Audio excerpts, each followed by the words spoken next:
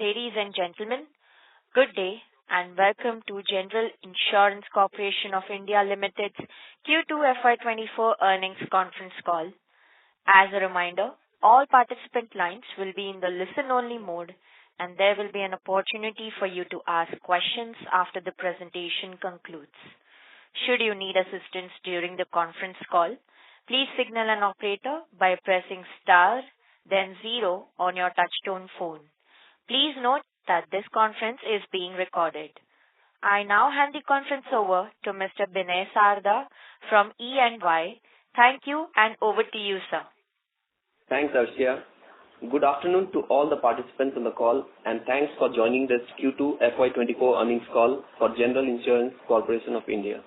Please note that we have mailed out the press release to everyone and you can also see the results on our website as well as it has been uploaded on the stock exchanges. In case if you have not received the same, you can write to us and we will be happy to send it over to you. Before we proceed with the call, let me remind you that the discussion may contain forward-looking statements that may involve known or unknown risks, uncertainties, and other factors. It must be viewed in conjunction with our businesses that could cause future result performance or achievement to differ significantly from what is expressed or implied by such forward-looking statements. To take us through the results of this quarter and answer our questions, we have with us the management of GIC represented by Mr. Ramaswamy, Chairman and Managing Director and other top members of the management. We will be starting the call with a brief overview of the quarter gone past, which will then be followed with a Q&A session. With that said, I'll now hand over the call to Mr. Ramaswamy. Over to you, sir. Thank you, Vinay. Good afternoon, everybody. I'm pleased to announce the financial performance for the quarter ended September 30th, 2023. We have been proactive in implementing strategic initiatives and maintaining a prudent approach, which has resulted in gradual improvement in our overall performance. We recognize the importance of maintaining a healthy combined ratio, and I assure you that all our efforts are directed towards achieving the same. This hardening cycle has allowed us to take full advantage of the market conditions, and our disciplined approach to underwriting has helped us in keeping the combined ratio under check, reflecting the dedication and hard work of our entire team. Let me now take you through some of the key highlights of the financial performance. The gross premium income of the company was 10,762.14 crores for Q2 FY24 as compared to 8,100.62 crores for Q2 FY23. The investment income stood at 3,100.97 crores in Q2 FY24 as compared to 3,206.32 in Q2 FY23.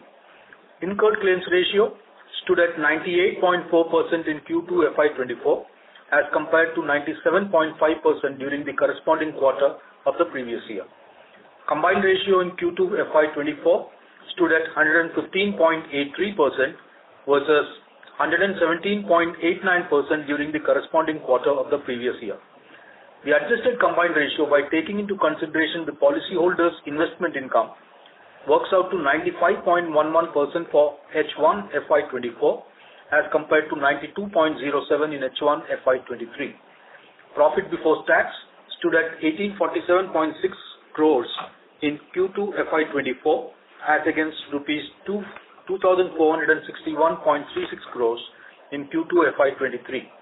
And profit after tax stood at 1,605.09 crore in Q2 FY24 compared to 1,859.92 crores in Q2 FY23. Solvency ratio stood at 2.82 as on 30/9/2023 as compared to 2.25 as on 30/9/2022. Net worth of the company without fair value change increased to 33,266.61 crores on 30/9/2023 as against 28,006.66 crores as on 30/9/22. Net worth of the company including fair value change increased to 71,376.53 crores on 30/9/23 as against 60,585.14 crores as on 30/9/2022. On the premium breakup, domestic premium for H1 FY24 is 13,087.98 crores and the international is 6,591.86 crores. The percentage split is domestic 67 and international 33. There is a degrowth in the domestic premium by 2%, while the international book has grown by 16%. As we look ahead, we are confident in our ability to maintain this positive momentum. Our company's robust foundation, coupled with the experience and expertise of our team, gives us the confidence to continue making strides in improving our overall performance and in especially reducing our combined ratio. We remain focused on seizing opportunities, mitigating challenges, and delivering consistent value to our stakeholders. Having given the highlights, now we will open the floor for questions from the interested parties. Thank you, sir. We will now begin the question and answer session. Anyone who wishes to ask a question may press star and 1 on their touchtone telephone. If you wish to remove yourself from the question queue, you may press star and 2. Participants are requested to use handsets while asking a question. Ladies and gentlemen, we will wait for a moment while the question queue assembles.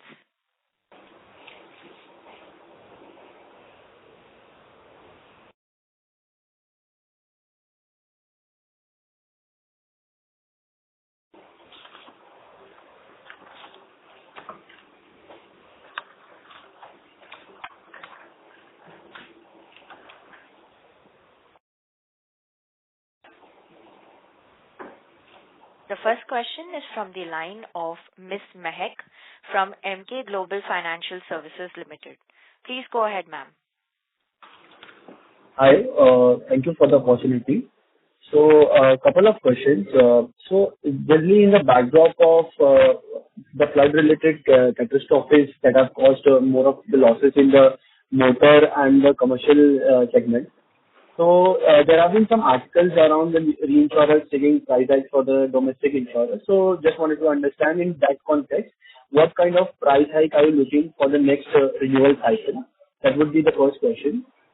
Second one would be around the marine cargo premiums. So, there has been a significant increase, around, I think, 120% of increase in marine cargo premiums. So, could you just give us some highlight, like insight on whether this growth is being led by the value or the volume, and has GIC taken any price hike on the same? The third question would be in the international marine cargo segment, the combined ratio is around 592%, and in the international marine hull combined ratio is at 255%. So could you explain if there has been no excess of loss retention cover taken by GIC, and what kind of steps are being taken to tighten the risk management here? That will be my three questions. Yeah, thanks, Mehak. On the NatCat front, let me take this up. So yes, there have been losses in the past. Internationally, if you see, last 5-6 years have been extremely difficult in terms of the number of cats that have happened, the intensity with which it has happened, so the severity and frequency of losses have been going up, and all reinsurers have suffered because of that. This year we have seen price hardening in all the markets. In fact, terms and conditions have also changed significantly. So even though there have been losses in this year also, a major part of the losses have been retained in the insurance market. So we believe that going forward, the conditions will stay the same. The rate hikes across the world would be between maybe 2% risk-adjusted change to maybe 5 to 10%, depending on markets which have suffered losses, depending on companies where exposures have grown and chances of losses are bigger. So it will not be as difficult as it was last year, but then we do expect those price changes to happen. On the marine cargo and hull front, I will request our General Manager Underwriting to address that. Hitesh? In regard to international cargo, something similar to what has happened in the international motor has happened. There are some certain delayed bookings, and there is a bunching of certain statements of account of previous quarters getting booked in this quarter. So that has resulted into jump in premium as well as jump in claims. Insofar as performance is concerned, there is a particular contract which is not performing as expected, and that contract is discontinued something like 2 years back. But there is a tail of which is developing. In regard to international hull, there is a particular energy loss in the international market, fairly major one, of 100% value of $700 million, where we have an exposure on our book of $30 million plus. We do have excess of loss protection for our marine book, but this is a loss that we are taking. Got it, sir. Got it. Thanks a lot, sir. Thank you. Thank you. The next question is from the line of Mr. Karthikeyan, an individual investor. Please go ahead, sir. Hello. Thanks for the opportunity. Am I audible? Yes, you are. I have 3 questions. The first is the presentation that's published on the 16th of October, which is comprehensive, is good. And there is a mention that, the credit rating, we are working towards improving that. So we have any timelines for that, of how, when that can be improved? Okay, do I reply now, or are you going to give all the 3 questions that you had? Yeah, I'll ask the second and third questions as well. The second is, the income tax that we paid, which shows in the P&L, is about 445 crores. But if you look at the cash flow statement, it shows as 1,400 crores. There seems to be some huge discrepancy there. I would like to understand why that is the difference. And the third item is the investment in income, right? I mean, it's been flat this quarter from the last quarter. Whereas our investment book is growing for the last 1 year, whereas the income has been flat. I mean, in fact, it is less than last year. So these are the 3 questions, sir. Sure. Thanks, Karthikeyan. So I'll take the first one. You wanted to know about the timelines for credit rating. So we have been in touch with the credit rating agencies for quite some time now. They visited us in July. We gave them a detailed presentation, presented all our data to them, and it has been a constant endeavor to keep engaged with them to understand what their requirements are from us and to ensure that they get the confidence from us. So that has continued. In fact, we met them as recently as last week in Singapore to understand. And there we were given to understand that they would typically take another 15 days to publish our credit rating. So maybe the week of Diwali, that is next week, or maybe the week after that is when we would expect the credit rating to come in. As regards the IT part, we have our CFO here with us, Mrs. Jayashree Ranade. I'll ask her to take this. Yes, Mr. Karthikeyan, income tax, if you see the provision for income tax is 445 crores, which is exactly, which is for, if you say that it is, we are opting for that lower regime of tax, that is 25%. And in this last quarter, when we paid our dividend, we got the benefit of Section 80M to the extent of 242 crores. So that has been reduced to 700 and minus 242, and roughly some other adjustments like deferred tax assets have been created on the reversal of provisioning.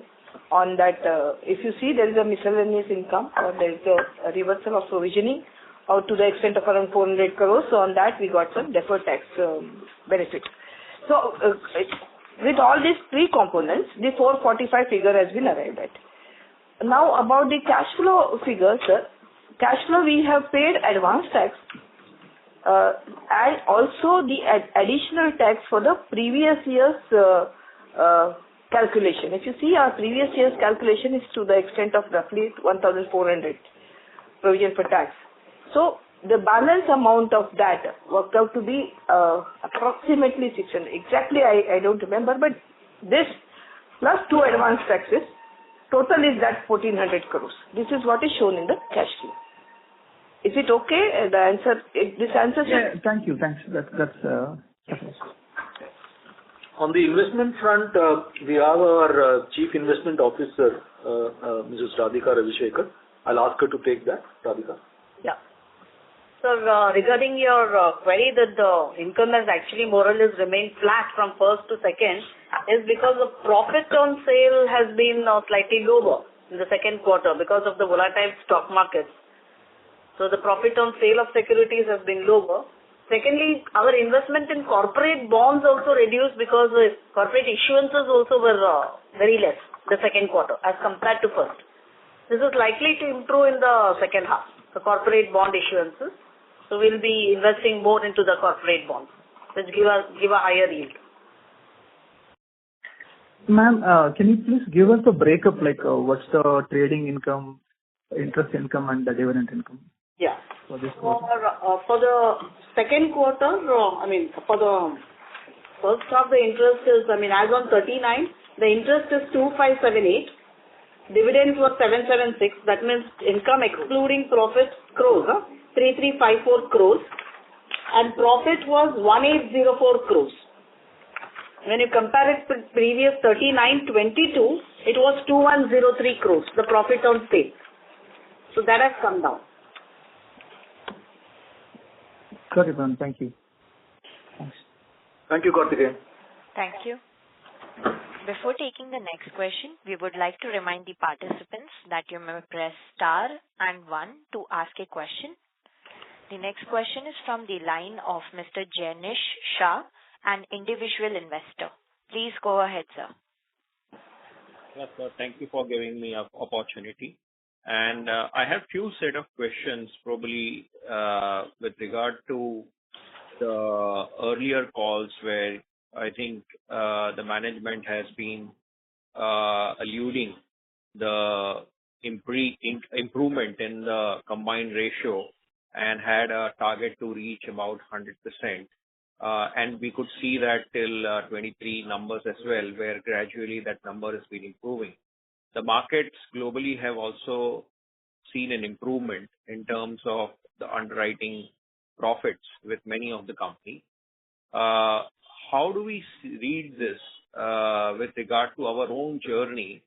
When we look at first half numbers, it's still much higher than what the last year's number on a overall basis in terms of the combined ratio that we ended with. So how are we going to see the journey ahead in terms of improvement in the underwriting profits for us? Second, we were also talking about improving the share of the international business to more closer to like a 50%, and we are still at 2/3, 1/3 kind or near about that numbers. So what are we? Where are we in the thought process on that again? And the third is we have a very healthy capital adequacy ratio in an environment where globally the insurance companies are facing an issue of capital shortages. Is it going to create an opportunity for GIC to ride on to the better capital adequacy ratio that it has over next few quarters? That's the three set of questions that I have. Thank you, sir. Thank you, Janish. So let me take up these questions one by one. On the underwriting profits and the combined ratio, the question that you had. So yes, it is very much a target for us, and we are very clearly in our mind as a team, as an organization. We want to ensure that there are underwriting profits. We would ideally want to go as close to 100 as possible. But then yes, there is always a challenge that you can't do that in a year. It will happen over a period of time, and we are essentially working towards that. If you look at it from a half year to half year with regards to the previous year, there is one component there which is slightly skewed things, which is the exchange gain that we had. So last half we had something like 700 crores, which has now come down this time to about 50 crores. So that kind of adds a bit of a buffer, and this is essentially actually not a loss. This is something that is just booked in the books based on the exchanged based on the way the business figures, converted into Indian rupees. So if you take that out, and if you look at it from a pure underwriting perspective, last half year our combined was at around 170, and we are at this time also around 117. We've actually improved it by a few basis points. And now also what you need to realize is on this particular thing, you need to realize there is one component which has been added, which is the Sikkim losses. So in Sikkim, you would have seen from the newspapers, there was a cloudburst kind of an incident, and losses have happened. And obviously, as one of the primary players in the Indian market, we are also part of that loss. So as a matter of utmost prudence, even though this event happened in October, as a matter of utmost prudence, we have actually provided for those losses in the September quarter. Even though no bookings have happened from the accounting perspective, the IBNR has been loaded by the actuary, keeping this loss in mind. So if you look at that, that's close to 650 crores, and that typically adds about 3.5% to our combined. Otherwise, our combined would have been ideally closer to 130. There's been another event which has kind of given us a bit of a problem, which is what Hitesh earlier spoke about in one of the questions. Is one of the contracts that we wrote in the US, which contained both marine cargo as well as motor. It was not working for us, and as part of the consolidation that we have done in the last 3 years, this was one contract which was identified as not working for us, so we came out of it. So obviously there is a tail for marine and motor, and we are seeing that tail coming through now. So that has added a bit to our combined ratio. So just to answer to your question, we are very much seized to the fact that we need to improve our combined ratio going forward. While that may not happen on a quarter-to-quarter basis, because being in the business of risk, there will be occasions where you will have some kind of an event which kind of increases the combined ratio in a given quarter. But overall, I think the thinking is very clear in the company that whatever we do must be done to the benefit of our bottom line. So whatever the management earlier had brought out in these kind of investor calls, that we will be looking for underwriting profits, that will continue. It is just that it will take some time before we really reach close to 100. Currently we are, when we closed last year, we were at a combined of close to 109. We will definitely be looking to improve on that year on year. That's for the first question you had. Second, of course, on the international and domestic 50-50, yes, that is something every reinsurer would want as part of the diversification that they look for in their books, and that is something we will be looking for. But what we need to understand is we have to be very clear that how realities work here. If you look at the Indian market typically grows year on year at anything between 15 to 20%. Even the regulator, in spite of that, has been pushing the companies to grow the market, because we still are in a state of under-penetration. The penetration levels for non-life is at 1%, which needs to go up substantially. So this is a market which is poised for big growth. And as one of the biggest reinsurer players in this market, obviously our share will also grow. But the rest of the market is not growing in the same way. In spite of inflation coming in the Western markets, we don't see this kind of growth happening elsewhere. So we will be looking at opportunities to grow our international book. Like one of the earlier speakers had asked what we were thinking about and what was the timeline for credit rating. That will be an important thing for us. Once we get our rating back, it opens up good quality international business to us, which we'll obviously be looking to write. So as and when that happens, obviously our international to domestic ratios will improve. But as of now, I see more opportunities in the Indian market, and we'll continue to look at those and to see how it gives us benefit. Coming to your third point, yes, you are very right in saying that we have a very healthy capital adequacy ratio now. Our solvency is at 2.82, which is much, much higher compared to the 1.5 that the regulator is mandating. So we look at this as an opportunity that we have the buffer, we have the cushion of having a higher capital, and we'll look for opportunities to write business. I think in the last 3 years, after the growth that we had in the last decade, the last 3 years we have been consolidating. We have been looking at which part of the portfolio works for us and which does not. I think that consolidation has helped us in understanding what kind of business appetite we have. It has also helped us in ensuring that our bottom line is back in the black, and we will continue doing that. But now I think our days of pairing business, our days of degrowth is over. Now that we have got a very healthy bottom line as well as a very healthy solvency, we'll look at growing this book. Whether it will happen in domestic business or foreign is at this point a bit difficult to say, but we will look for opportunities everywhere, and wherever we get opportunities that meets with our risk appetite, we'll definitely grow.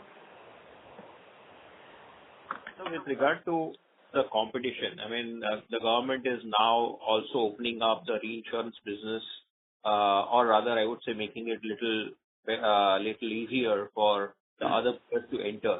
How do we see ourselves? I mean, I know that there's a 2% reinsurance which is mandatory with the general insurance companies to reinsure, but that business, I mean, we don't know like what point it will be. I mean, till what point it is there, it will be there or it will go. So how do we strategize or look at our Indian business in that scenario? I mean, are we still dependent on, or in your view, how much is the reinsurance requirement of beyond that 2% mandate will be there for the Indian general insurance companies, which you can cater to? Right. So the first point is it is not 2%, it is 4%. So the obligatory cession, as we call it, is 4%, which means 4% of each and every policy issued in this country on the non-life side comes to us. So that is the obligatory part. That typically gives me a top line of around 10,000 crores today. The rest of the business is actually the business that we write in the market. So are we confident? Yes, of course. Simply because we have a fantastic relationship with every cedent insurance company in this country, and we know what kind of businesses we can get from them and what kind of business, obviously, which matches our risk appetite. We are more than confident of getting that. Are we worried about competition? Not really, because if you look at it, this market was already, there was already competition in this market. All the reinsurance companies from around the world could write business in this market right from the earlier days. At that time, there was no requirement for them to even open an office here. They could sit wherever they were and write whatever business they wanted to write. And we were competing in that kind of a marketplace. Today, there are companies in this market. There are about 11 reinsurance companies who have opened offices because they are bullish about the growth and profitability of this market. But there are almost close to 300 reinsurers who are sitting outside and writing this business, whom we call as cross-border reinsurers. So there is a competition. It's not as if people have to come into this country to be competitors for us. There is competition even today, and we are managing to get the kind of business that we are looking for. Honestly, writing business is not the biggest challenge here, because honestly, if we want to write, we can easily double our turnover within 2 years. But the point is to get the kind of business which gives us value, which improves our bottom line, is something that we are looking for. We are extremely confident. We have a great relationship with all the companies here. So we are very confident that whatever business we want to write, it will be available to us. What gives us confidence in the Indian market is the fact that it is not just the traditional areas where there is growth. We are looking at new areas of growth which is going to come in this market, and that is where the insurance companies will look to reinsurers and partners like us to provide that kind of support, and we will be there for them. So we are extremely confident. Thank you. And just maybe a little dwelling more on the 100% combined ratio, which you said it will happen over a period. Is there an internal targets which you have set that by what time, or given the underwritings which you have right now, or you will be undertaking, is there any kind of a ballpark timelines where we can expect these the ratios to be improving to the targeted levels? Unfortunately, no. I could give you figures, but the reason I'm saying this is, you have to look at it from different angles. One is our domestic market. As a market, we still continue to be close to a combined of 120%, right?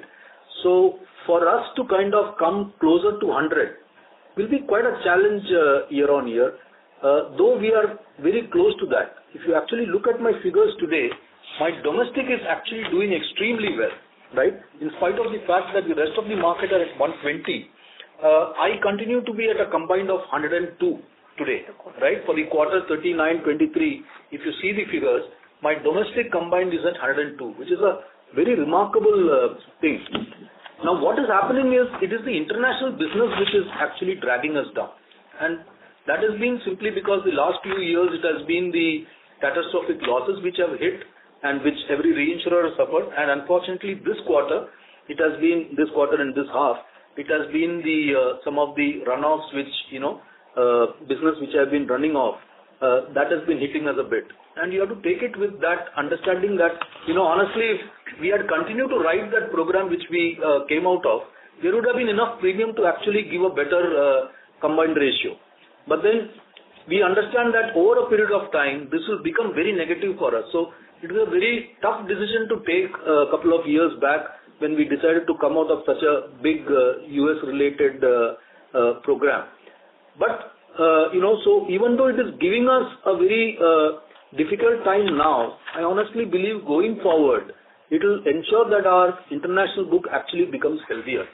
We are already seeing a lot of rate strengthening happening on the property side because of the fact that, the last few years have been bad due to catastrophic events happening. And we expect to see the benefit of that coming through. So it's a question of waiting and watching and being ready for opportunities as they come up. I would be very happy to give you a figure or a timeline, but at this stage I think it is too early. So there are a lot of ifs and buts here. How the domestic market will improve, what kind of changes will happen on the international front, what kind of business we are able to access simply because of the credit rating. If our credit rating improves very immediately, obviously that will be something which will be fast forwarded.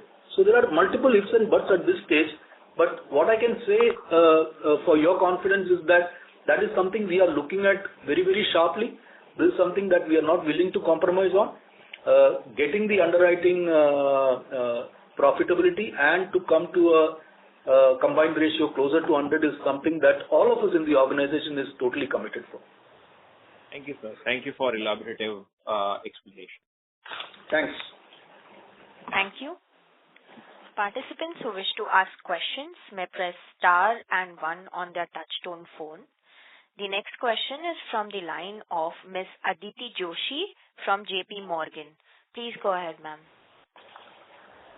Yes, thank you very much for taking my question. I'm Aditi here from JP Morgan. I have actually 3 questions.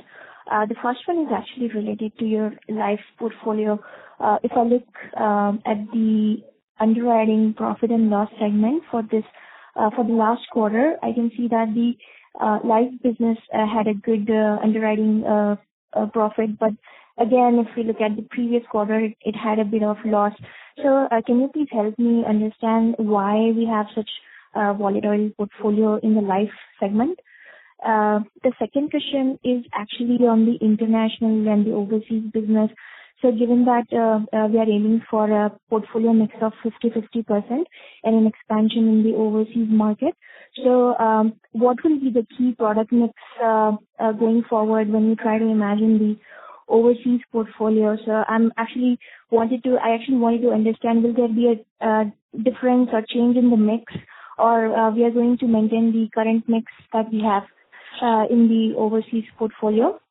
And my actually second question is related to the overseas market.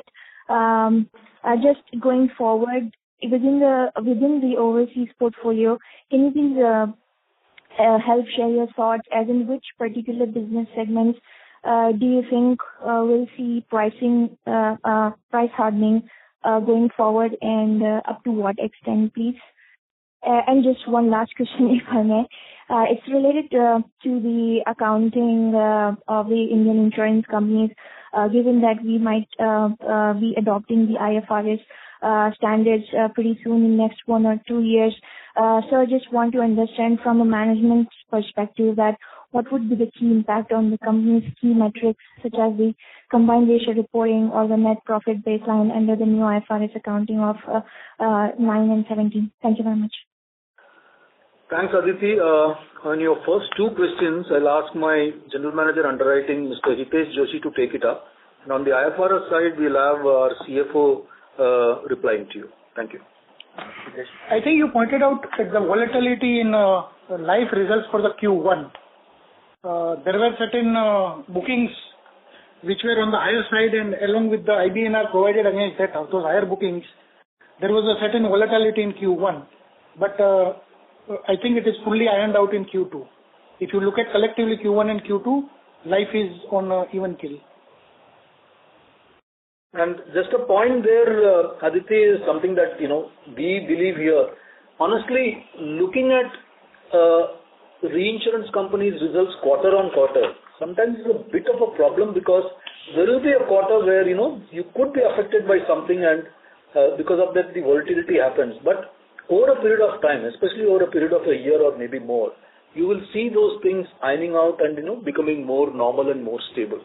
And this is our feeling, but I guess as analysts, as people in the finance market, you obviously want to see something moving very smoothly quarter on quarter. Sometimes I think in certain portfolios you might find a skew. For instance, on the property side, for instance, it is something that could happen, because if a cat hits a market in a particular quarter and there are no catastrophic events in the next 3 quarters, obviously that one quarter compared to the other 3 will look extremely bad. But I guess over a period of time, premiums will flow in and, things will look much, much better. This is my call. I just thought I will add to that. On the international? You wanted to know what is the product mix that we are targeting.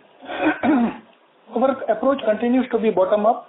So rather than, and given I think there has been a discussion on this point earlier also, that if one notices the trend of reinsurance markets globally over last 10 years, there is increasing segmentation and increasing refinement rather than the usual broad brush approach that, okay, market is hardening by 20%, 30%, maybe 5%.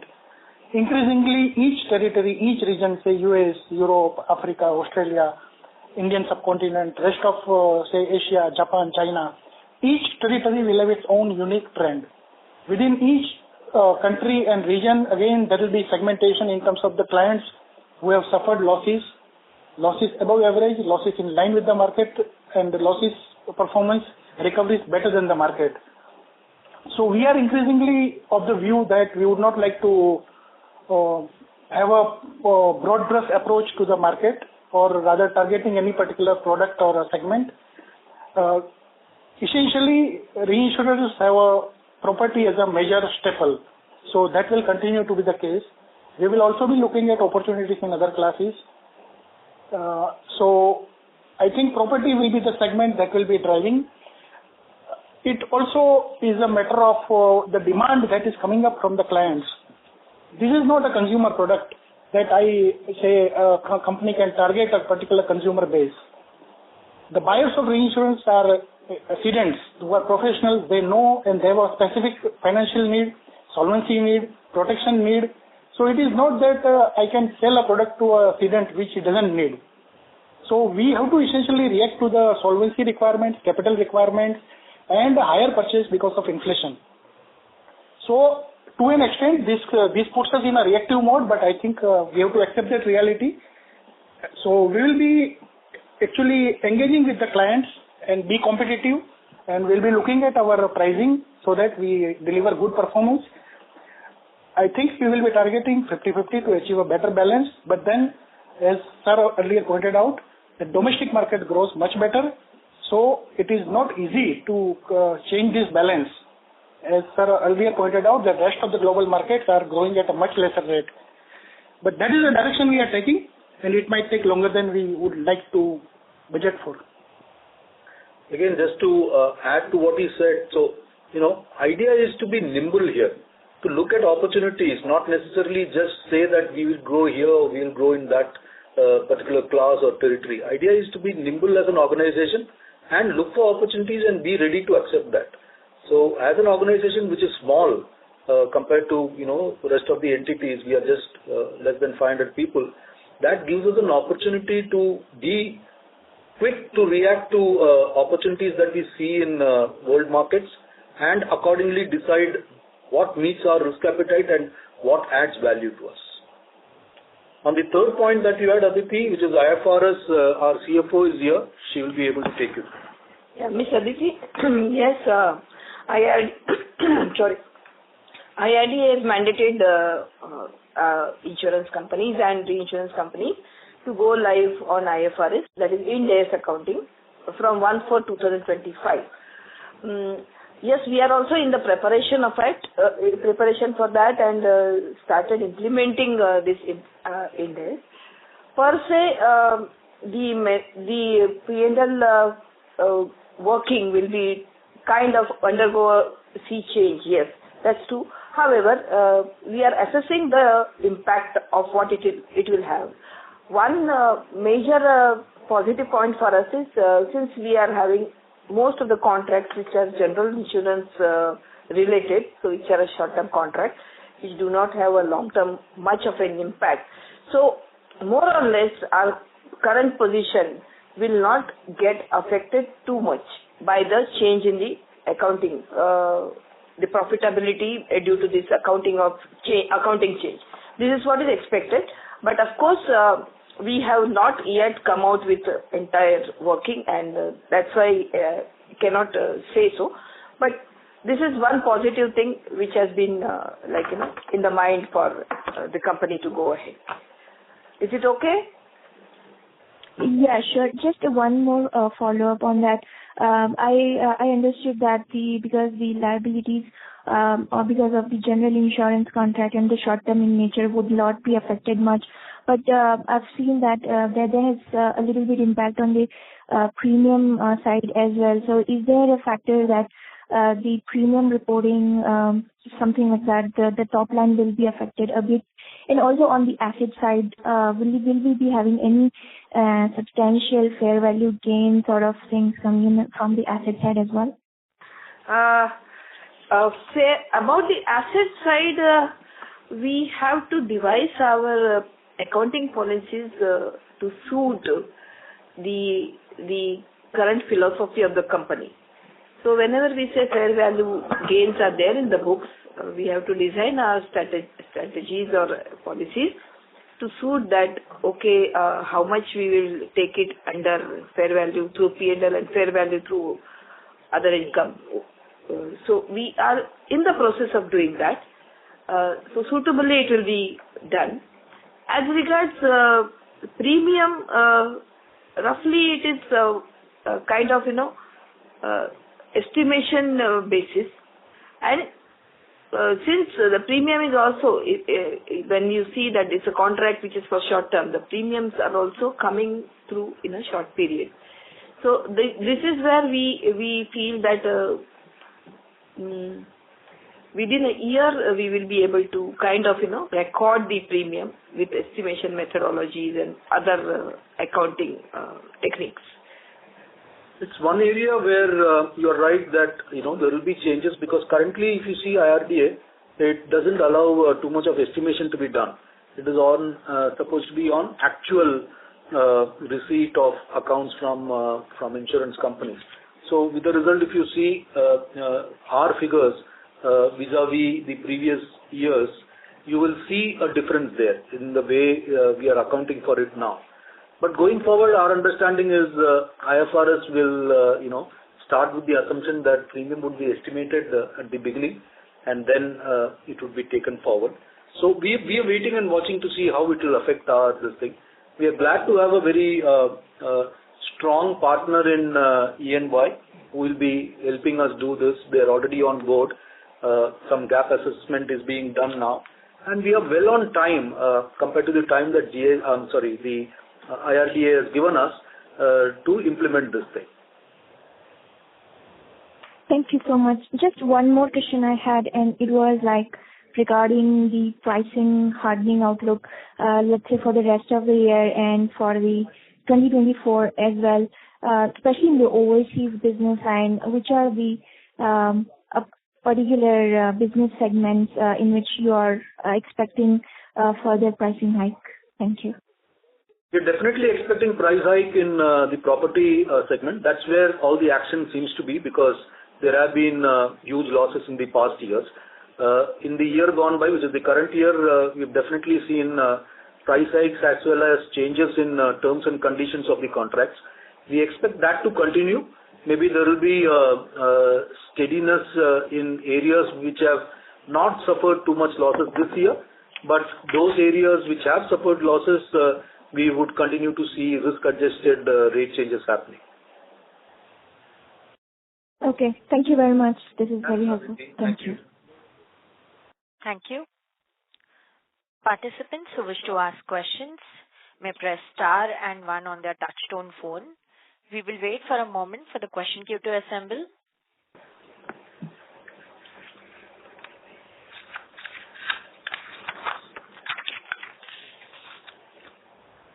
The next question is from the line of Mr. Karthikeyan, an individual investor. Please go ahead, sir. I have a follow-up question. The management released a presentation on 16th of October, which is like quite comprehensive. I mean, a lot of data points and all that. So can we see that coming out every quarter, sort of updated every quarter?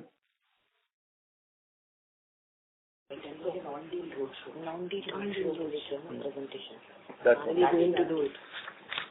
So, Karthikeyan, what happened was, as part of, our initiative in speaking to investors and analysts like yourselves, and, trying to ensure that the market understands what we are doing, we had a kind of a roadshow in Mumbai, a non-deal roadshow, where we met a few analysts and mutual funds and things like that, just to tell them what we are doing and what to expect from us. So that is where this was done.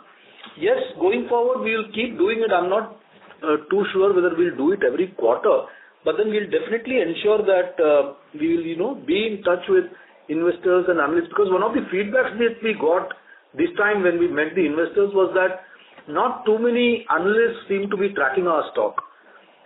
So that is why, there doesn't seem to be too much interest amongst people to have a relook at our stock. So that is something that we will be doing going forward. We will meet as many analysts as possible, pitch our case, show what we are doing, and if that causes interest to go up, we are more than happy to keep the market informed about whatever things we are doing, either in the Indian market or abroad. Of course, we are also awaiting our credit rating to happen. As and when it happens this month, we'll definitely keep the market appraised of that. I think going forward, you can definitely expect more information to come out of GIC about its business and what it is doing positively.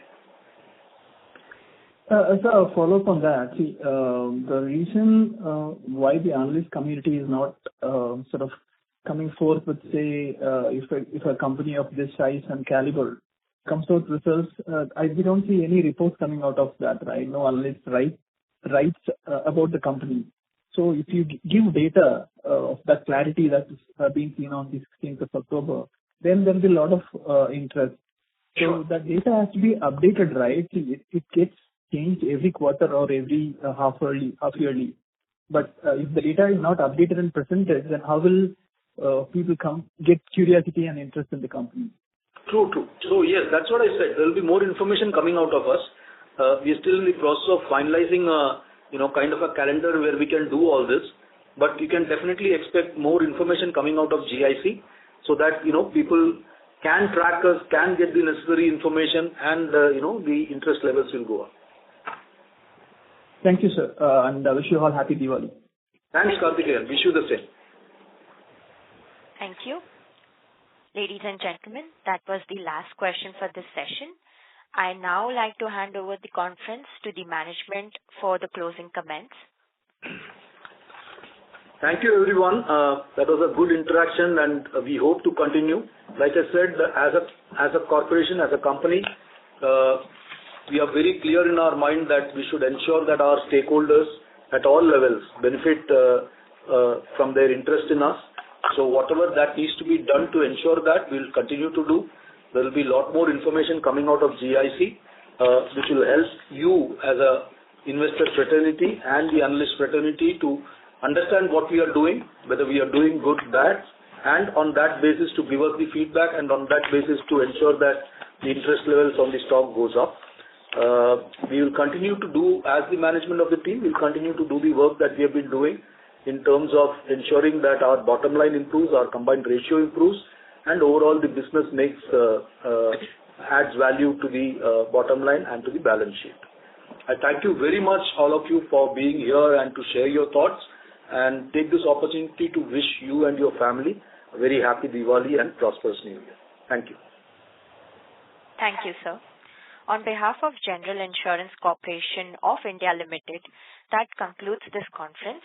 Thank you for joining us, and you may now disconnect your lines.